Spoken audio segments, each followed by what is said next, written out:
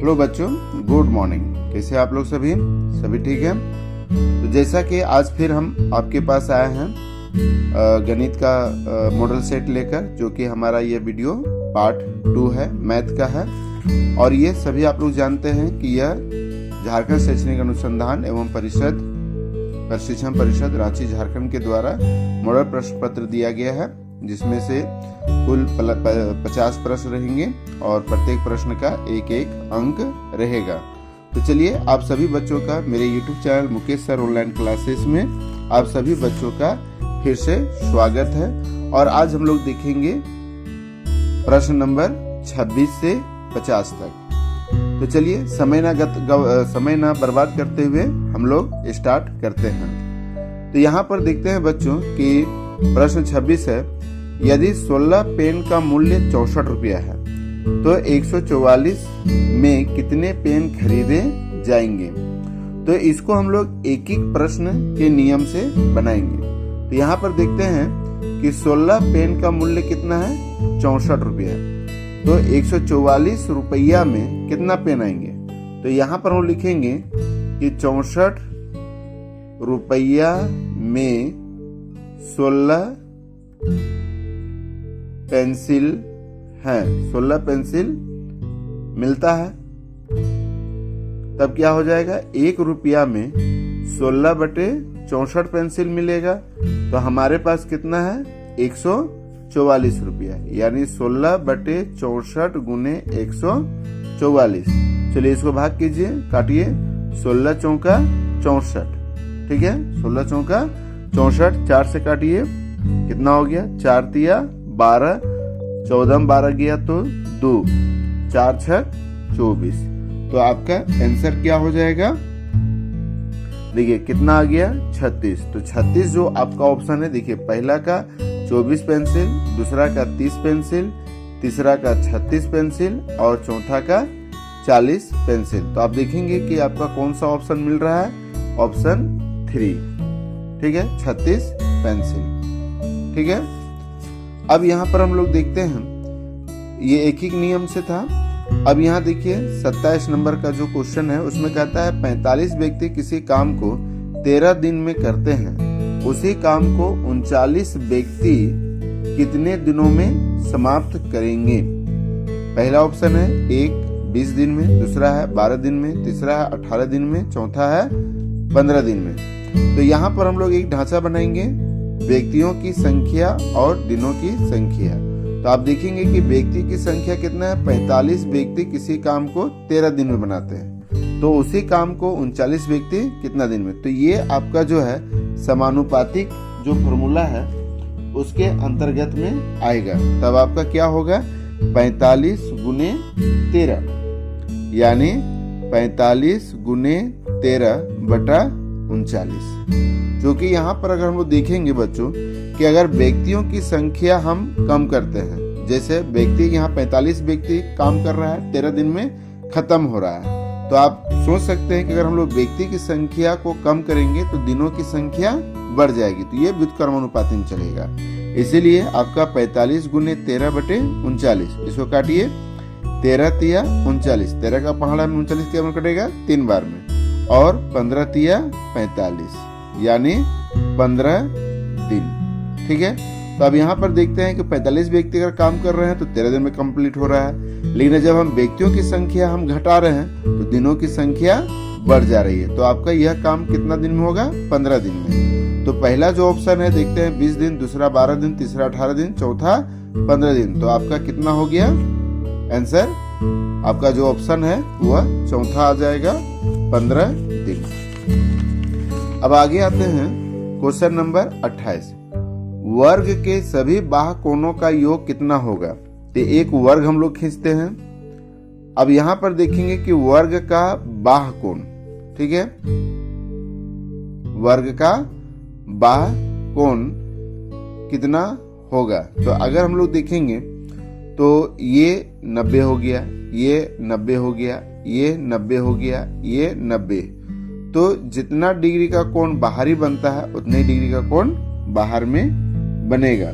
यानी आपका जो है वर्ग के सभी बाह्य कोणों का योग कितना होगा, तो सभी बाह्य कोणों का योग भी कितना हो गया 360। अगर ये 90 है तो ये भी 90 होगा। देखिए यहाँ ये 90 है तो ये भी बाह्य कोण मतलब क्या, ये, ठीक है, तो ये भी 90 होगा। अगर ये 90 है तो इसका बाह्य कोण भी 90 होगा, और अगर ये 90 है तो ये भी बाह्य कोण 90 होगा। तो 90 90 90 90 कितना हो गया 360। तो आपका कौन सा ऑप्शन मिल रहा है, पहला 360 डिग्री। ठीक है, अब हम लोग आते हैं क्वेश्चन नंबर 29 में देखते हैं बच्चों, 500 रुपये का 5% वार्षिक ब्याज की दर से 2 वर्षों का साधारण ब्याज क्या होगा। तो यहाँ पर हम लोग देखते हैं बच्चों कि ये चूंकि रुपया क्या है, मूलधन है, दर कितना है 5% और समय कितना है 2 वर्ष। तो साधारण ब्याज का फॉर्मूला होता है मूलधन गुने समय गुने दर बटा 100। यहाँ पर हम लोग देखते हैं मूलधन कितना है बच्चों 500, समय कितना है 2 वर्ष, दर कितना है 5% बटे 100। ठीक है, तो आप इसको काटेंगे 1 0 1 0 1 0 1 0। चलिए गुना कीजिए, 5 को 2 से नीचे कुछ नहीं बचा, 5 को 2 से 5 दूना 10, 10 बचे 50। तो कितना आ गया 50 रुपये। तो आपका देखिए पहला ऑप्शन है 20, दूसरा ऑप्शन है 40, तीसरा ऑप्शन है 50, चौथा ऑप्शन है 60। तो आपका कौन सा ऑप्शन मिल रहा है, तीसरा। ठीक है, यानी मूलधन 500, समय दर 5% और समय 2 वर्ष का साधारण ब्याज जो होगा वो होगा 50 रुपया, यानी ऑप्शन 3। अब आ जाइए, निम्नलिखित में से कौन 2D आकृति है। तो देखिए बच्चों 2D 2 डायमेंशन, यानी 2D 2 डायमेंशन मतलब लंबाई गुने चौड़ाई। ठीक है, और 3D मतलब हो गया 3 डायमेंशन, यानी लंबाई गुने चौड़ाई तो रहेगा लेकिन साथ में उसकी ऊंचाई भी रहेगी। तो यहाँ पर देखते हैं बच्चों कि अगर ये घनाभ है तो घनाभ में क्या होता है, तो घनाभ में आप देखेंगे कि इसकी लंबाई भी है, चौड़ाई भी है और ऊंचाई भी है। तो ये क्या हो गया 3 डायमेंशन। बेलन को देखेंगे बच्चों, तो बेलन में आप लोग देखेंगे कि यह क्या हो गया, ऊंचाई हो गया, ये क्या हो गया, लंबाई हो गया, और ये क्या हो गया, चौड़ाई हो गया। तो ये भी हो गया क्या 3 डायमेंशन। शंकु है तो शंकु को देखेंगे तो यहाँ पर भी आपको ऊंचाई मिलेगा, ये उसकी चौड़ाई हो गया, ये उसकी लंबाई हो गई। तो शंकु भी क्या हो गया 3 डायमेंशन। तो जो आयत है, आयत क्या हो गया कि सिर्फ आयत में लंबाई गुने चौड़ाई, यानी सिर्फ इसमें लंबाई और चौड़ाई होती है। तो आपका आंसर क्या हो जाएगा, दूसरा। ठीक है, क्योंकि आयत में लंबाई और चौड़ाई होती है, इसका मतलब ये 2 डायमेंशन है। ठीक है, तो आपका आंसर हो गया दूसरा। अब आ जाइए प्रश्न नंबर 31, निम्नलिखित में कौन आयलर सूत्र है। तो आयलर सूत्र जो होता है बच्चों, ध्यान देना है कि आयलर सूत्र जो होता है वो होता है F + V = E+2। ये आयलर सूत्र है। तो आपका ये किससे मिल रहा है, पहला से, F + V = F+2। तो आपका प्रश्न ऑप्शन हो गया 1। आयलर सूत्र को आप लोग याद रखेंगे। अब हम लोग आते हैं प्रश्न नंबर 32 में हम लोग देखते हैं, यहाँ कहता है 32 में एक समचतुर्भुज का क्षेत्रफल ज्ञात कीजिए। समचतुर्भुज का क्षेत्रफल ज्ञात कीजिए जिसके विकर्णों की लंबाई 24 सेंटीमीटर और 10 सेंटीमीटर है। विकर्णों की लंबाई, एक समचतुर्भुज, तो समचतुर्भुज इस तरह से होगा और उसके विकर्ण, एक विकर्ण इसे, एक विकर्ण इस तरह से। विकर्ण मतलब हो गया कोना से कोना, सम्मुख कोना को जब हम लोग मिलाएंगे तो वह विकर्ण होगा। तो एक विकर्ण की लंबाई 24 है और दूसरे विकर्ण की लंबाई 10 है। तो आपको निकालना है समचतुर्भुज का क्षेत्रफल। तो समचतुर्भुज का क्षेत्रफल क्या होता है, इसका फॉर्मूला 1/2 गुने विकर्णों का गुणनफल। तो 1/2 विकर्ण कौन हो गया, एक हो गया 24, दूसरा हो गया 10। ठीक है, तो इसको काटिए, 12 दूना 24, यानी 12 दहिए 120। ठीक है, 120 सेंटीमीटर स्क्वायर।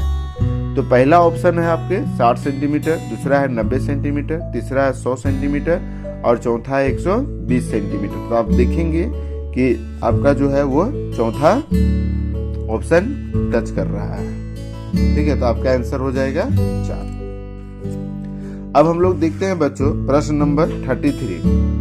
एक समलंब चतुर्भुज की समांतर भुजाएं क्रमशः 6 सेंटीमीटर, 8 सेंटीमीटर और ऊंचाई 5 सेंटीमीटर है, तो समलंब चतुर्भुज का क्षेत्रफल ज्ञात कीजिए। तो समलंब चतुर्भुज का देखिएगा, समलंब चतुर्भुज इस तरह से होता है बच्चों। ठीक है, तो समलंब चतुर्भुज की भुजाएं एक है 6 सेंटीमीटर, दूसरा है 8 सेंटीमीटर और उसकी ऊंचाई कितना है 5 सेंटीमीटर। ठीक है, तो समलंब चतुर्भुज का क्षेत्रफल, तो समलंब चतुर्भुज का क्षेत्रफल बराबर 1/2 इंटू, ठीक है, इंटू 2 भुजाओं का योग गुने ऊंचाई, ये फॉर्मूला होता है। तो 1/2 इंटू 2 भुजाओं का योग, तो 2 भुजा कौन है, एक 6 है और दूसरा 8 है, तो 6 + 8 गुने ऊंचाई, ऊंचाई कितना है 5 है। तो 1/2 जोड़िए 6 और 8 कितना हो गया 14 गुने 5, 2 सती 14, 2 से 14 काट दिए, 7 बचे 35 सेंटीमीटर स्क्वायर। तो आप यहाँ पर देखेंगे कि पहला ऑप्शन जो है 35 सेंटीमीटर, दूसरा 28 सेंटीमीटर स्क्वायर, तीसरा है 21 सेंटीमीटर वर्ग, चौथा है 42 सेंटीमीटर स्क्वायर। तो आप देखेंगे कि आपका ऑप्शन कौन सा मिल रहा है, पहला। ठीक है, पहला ऑप्शन आपका सही है। अब हम लोग आगे आते हैं प्रश्न नंबर 34। घन का कुल पृष्ठीय क्षेत्रफल क्या होता है। तो यहाँ पर देखेंगे कि घन का कुल पृष्ठीय क्षेत्रफल का फॉर्मूला होता है 6 गुने भुजा स्क्वायर। तो यहाँ पर भुजा क्या है बच्चों, L दिया हुआ है। ठीक है, L स्क्वायर, क्योंकि घन का कुल पृष्ठीय क्षेत्रफल बराबर होता है भुजा 6 गुने भुजा स्क्वायर। तो 6 गुने भुजा को L मान लिया गया है, L स्क्वायर, तो कितना हो गया 6L स्क्वायर। तो यहाँ पर आपका ऑप्शन है, पहला में 4L स्क्वायर, दूसरा में है 6L स्क्वायर, तीसरा में है 5L स्क्वायर और चौथा में है 8L स्क्वायर। तो आपका किससे ऑप्शन मिल रहा है, दूसरा से। तो आपका ऑप्शन 2 जो है वो हो गया। अब आगे आते हैं 35 में। एक बेलन की त्रिज्या, देखिए यहाँ पर बेलन की त्रिज्या, ये आपका बेलन हो गया, बेलन इस तरह से है। तो बेलन की त्रिज्या यानी 20 से किनारे, तो बेलन की त्रिज्या कितना है 14 सेंटीमीटर यानी 20 से किनारे, तथा उसकी ऊंचाई 10 सेंटीमीटर है। बेलन की ऊंचाई कितना है 10 सेंटीमीटर। तो बेलन का वक्र पृष्ठ क्षेत्रफल ज्ञात कीजिए। ठीक है, क्लियर हो रहा है। तो यहाँ पर बेलन का जो त्रिज्या है 14 सेंटीमीटर और ऊंचाई कितना है 10 सेंटीमीटर, तो इसका वक्र पृष्ठ क्षेत्रफल निकालना है। देखिए बेलन का वक्र पृष्ठ क्षेत्रफल क्या होता है 2πr/h। 2 पाई का वैल्यूशन क्या होता है बच्चों 22/7, सभी को मालूम है। r मतलब त्रिज्या हो गया, त्रिज्या कितना है 14 और ऊंचाई h कितना है 10। काटिए इसको, 7 का पहाड़ा में कौन कट रहा है 14, 7 दूना 14। अब इसको गुना कीजिए, 22 दूना 44, 44 दूना 88, 88 को 10 से गुना कीजिए कितना आ जाएगा 880 सेंटीमीटर। ठीक है, तो आपका कौन सा ऑप्शन मिल रहा है, देखिए पहला है 720 सेंटीमीटर, दूसरा है 840 सेंटीमीटर, तीसरा है 880 सेंटीमीटर, चौथा है 900 सेंटीमीटर। तो आपका ऑप्शन कौन सा हो जा रहा है बच्चों, तीसरा 880 सेंटीमीटर। अब हम लोग आगे आते हैं बच्चों क्वेश्चन नंबर 36। यदि घन की एक भुजा 8 सेंटीमीटर है तो घन का आयतन ज्ञात कीजिए। तो घन जो हम लोग पासा देखते हैं, ठीक है, तो अगर घन की एक भुजा 8 है, क्योंकि घन की लंबाई चौड़ाई और ऊंचाई जो होती है वो एक होती है। अगर लंबाई 8 है तो चौड़ाई भी 8 होगी, इसकी ऊंचाई भी क्या होगी 8 होगी। तो घन का आयतन, तो देखिए यहाँ घन का आयतन बराबर क्या होता है भुजा क्यू, यानी भुजा कितना है 8 है, तो 8 का पावर 3, 8 गुने 8 गुने 8, तो अब इसको गुना करेंगे तो कितना हो जाएगा, 8 8 64, और 64 को 8 8 64, ठीक है। 64 को 8 से गुना कीजिए, 8 चौके 32, 32 के 2 हाथ में 3, 8 छक 48, 48 और 3 51, तो कितना हो गया 512 सेंटीमीटर क्यूब।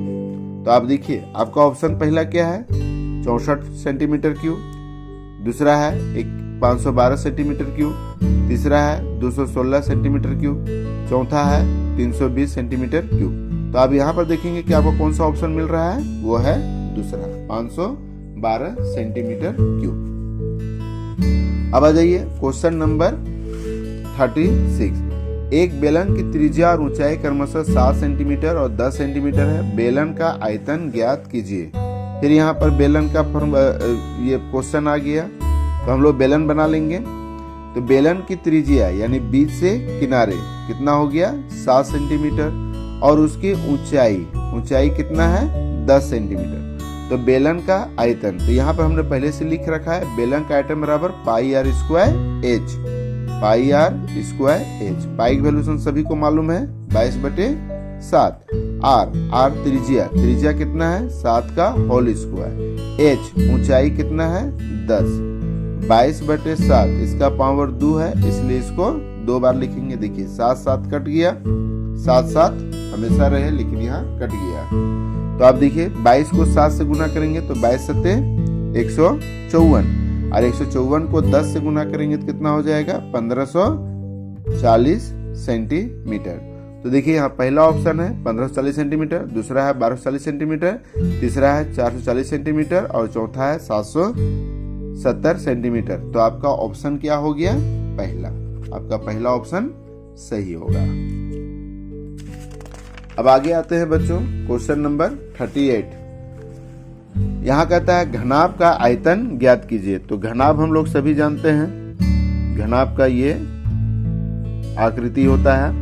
तो घनाभ का आयतन ज्ञात कीजिए जिसकी घनाभ की लंबाई चौड़ाई और ऊंचाई क्रमशः, तो उसकी लंबाई जो है 6 सेंटीमीटर है, उसके बाद उसकी चौड़ाई 3 सेंटीमीटर है और उसकी ऊंचाई 2 सेंटीमीटर है। देखिए घनाभ का आयतन ज्ञात कीजिए जिसकी यदि घनाभ की लंबाई चौड़ाई और ऊंचाई क्रमशः 6 मीटर, 3 मीटर और 2 मीटर है। तो लंबाई हो गया 6 मीटर, चौड़ाई हो गया 3 मीटर और ऊंचाई हो गया 2 मीटर।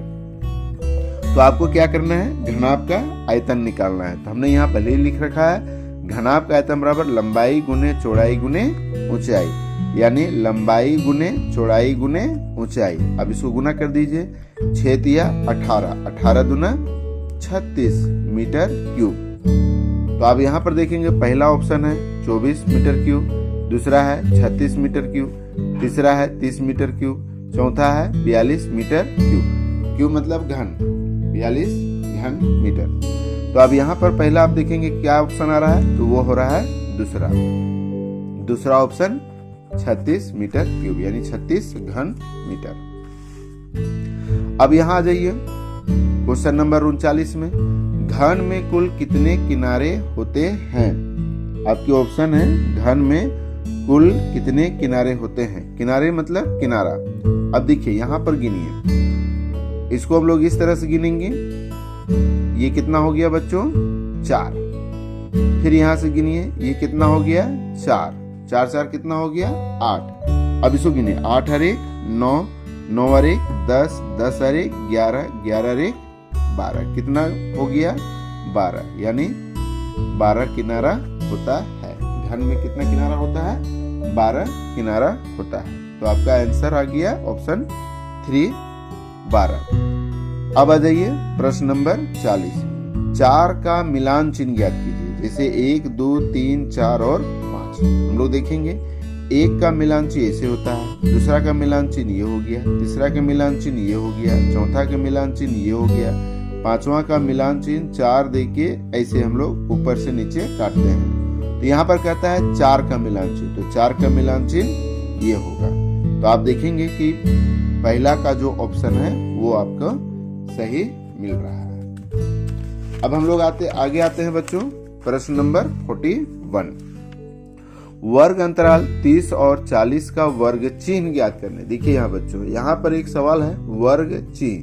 तो वर्ग चिन्ह का मतलब क्या होता है कि हम जो 30 और 40 है, 30 और 40 है, वर्ग अंतराल 30 और 40 है, इनको दोनों को जोड़ के आधा कर देना है। 30 + 40 अगर वर्ग अंतराल रहेगा और उसका वर्ग चिन्ह निकालने के लिए कहेगा तो इसका फॉर्मूला होता है a + b/2, a + b/2, यानी a को हम 30 मानेंगे, b को 40/2 आधा कर देना है। तो सिंपली आपको याद रखना है कि वर्ग चिन्ह निकालने के लिए कहेगा तो दोनों वर्ग अंतराल को जोड़ देना है, यानी 30 + 40/2, यानी 30 और 40 को जोड़ दीजिए और आधा कर दीजिए।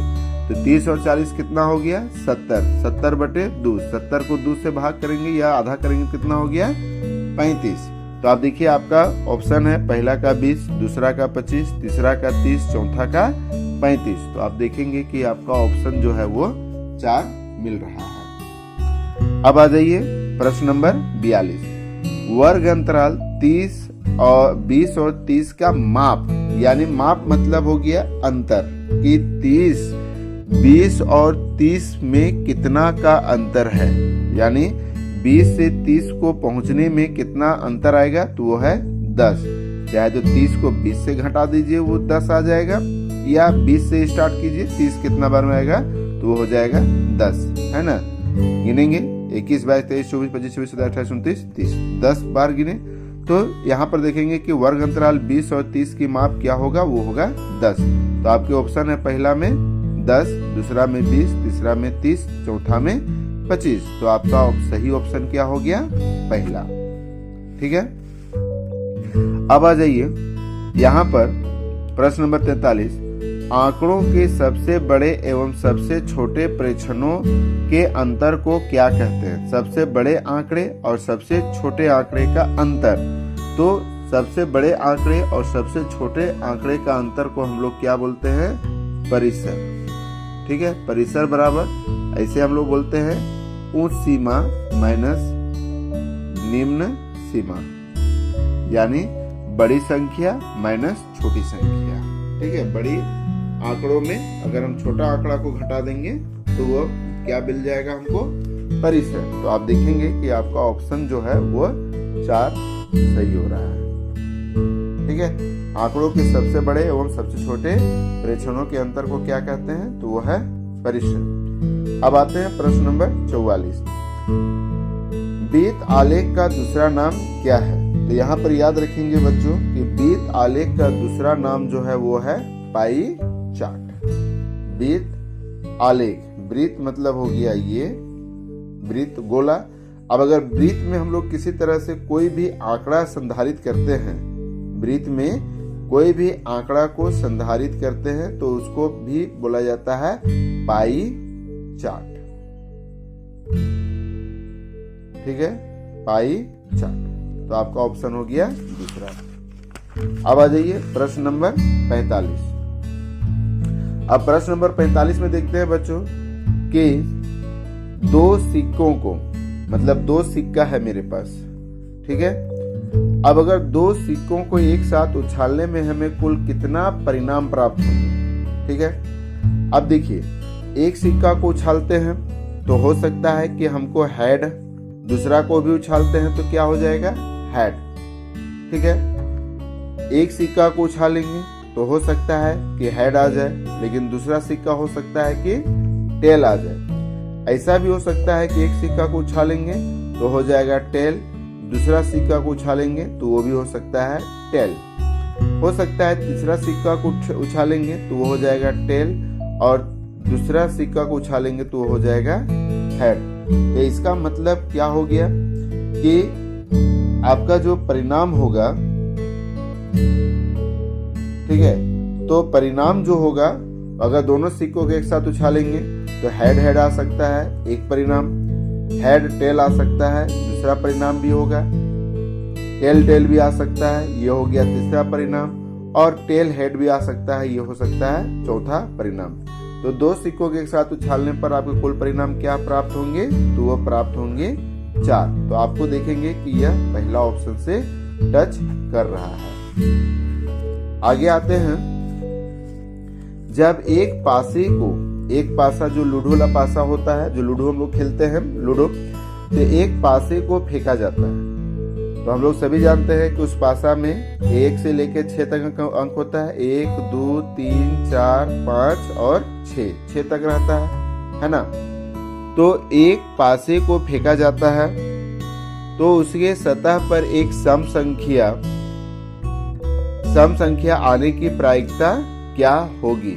तो यहाँ पर देखते हैं बच्चों कि अगर पासे को हम लोग गिनेंगे तो 1 2 3 4 5 6 यही अंक लिखा रहता है। तो इसमें देखना है क्या, सम संख्या।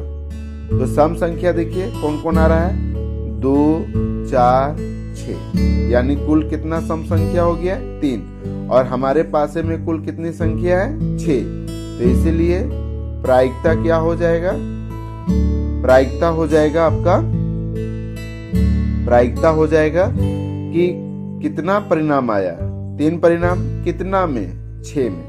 यानी कुल 6 में हमको 3 सम संख्या है। 6 संख्या में कुल कितनी सम संख्या है, 3। अब इसको काटिए, 3 एका 3, 3 दूना 6, 1/2। तो अब यहाँ पर ऑप्शन मिलाइए, पहला है 1/3, दूसरा है 2/3, तीसरा है 1/2, चौथा है 3/4। तो आपका ऑप्शन क्या हो जाएगा, तीसरा 1/2। अब हम लोग फिर आगे चलते हैं बच्चों, यह भी वीडियो लंबा ना हो इसके लिए हम लोग जल्दी चलेंगे।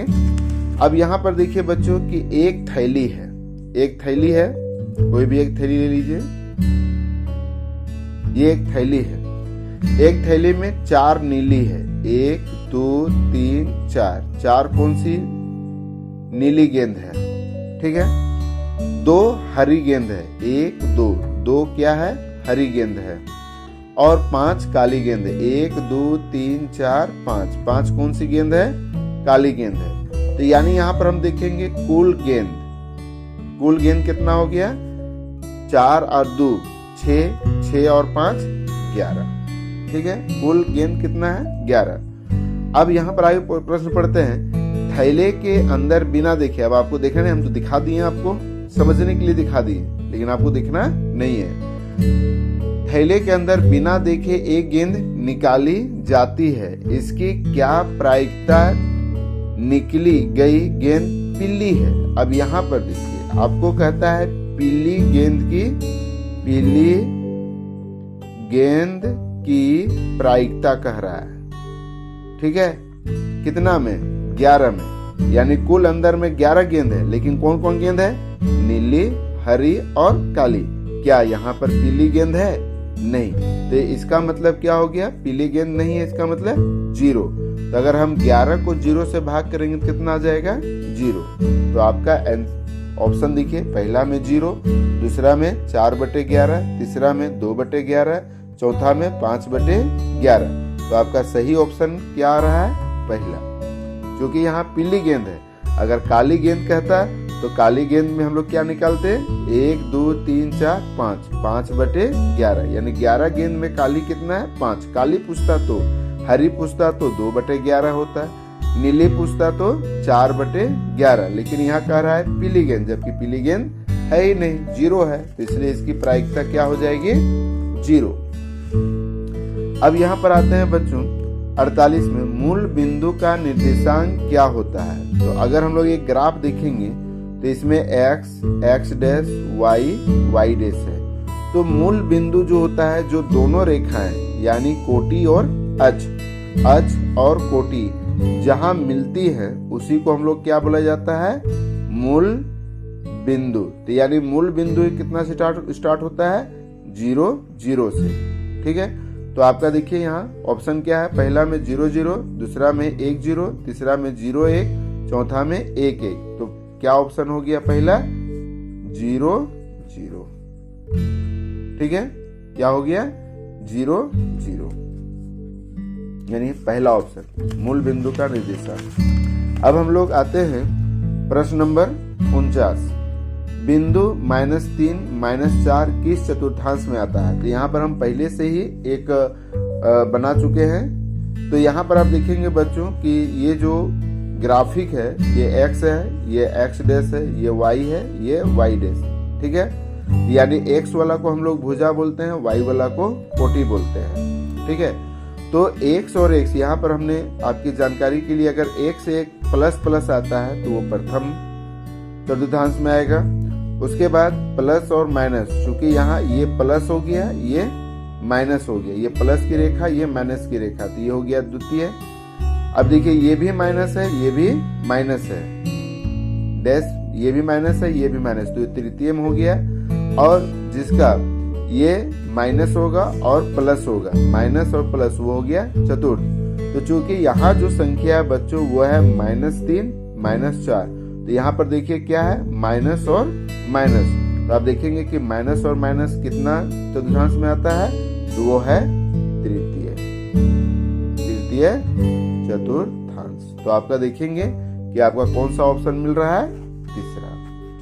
तो लास्ट क्वेश्चन बनाने से पहले बच्चों कि आप मेरे वीडियो को लाइक एवं शेयर तथा सब्सक्राइब जरूर करेंगे मेरे चैनल को, और जरूर कमेंट में बताएं कि आपको यह सेशन मैथ का जो है मॉडल सेट कैसा लगा, जरूर बताएंगे। तो चलिए आज का अंतिम हम लोग सवाल लेते हैं, मॉडल सेट लेते हैं। 50 बिंदु A 2, देखिए यहाँ पर A 2 और -5 में कोटि का मान क्या है। तो यहाँ पर ध्यान देंगे बच्चों कि शुरू जो अंक होता है वो होता है x और बाद का अंक होता है वो होता है y। तो यहाँ पर कहता है कि कोटि को x बोलते हैं, अतिभुजा को x बोलते हैं, y को कोटि बोलते हैं। तो अब यहाँ शुरू वाला को x, बाद वाला को y। तो यहाँ कहता है बिंदु 2 5 में कोटि। तो देखिए कोटि हम लोग किसको बोलते हैं, y। तो y का कोटि कितना है, -5। ठीक है, -5 क्या हो गया, कोटि। अगर यहाँ पर कहता है भुजा तो हम लोग x का लेते हैं। ठीक है, तो आप ऑप्शन मिलाइए, पहला का 2 है, दूसरा का -5 है, तीसरा का 0 है, चौथा का -2 है। तो आपका सही उत्तर होगा 2। आशा करते हैं कि यह आपके लिए बहुत अच्छा साबित होगा, और जो आगामी जो बोर्ड परीक्षा है उसमें इसी तरह के क्वेश्चन आपको परीक्षा में आएंगे। तो तैयारी में जुड़ जाइए, और साथ ही मेरी वीडियो को लाइक एवं शेयर तथा सब्सक्राइब जरूर कीजिए। चलिए मिलते हैं फिर नए वीडियो के साथ, तब तक के लिए सभी बच्चों को बहुत बहुत धन्यवाद।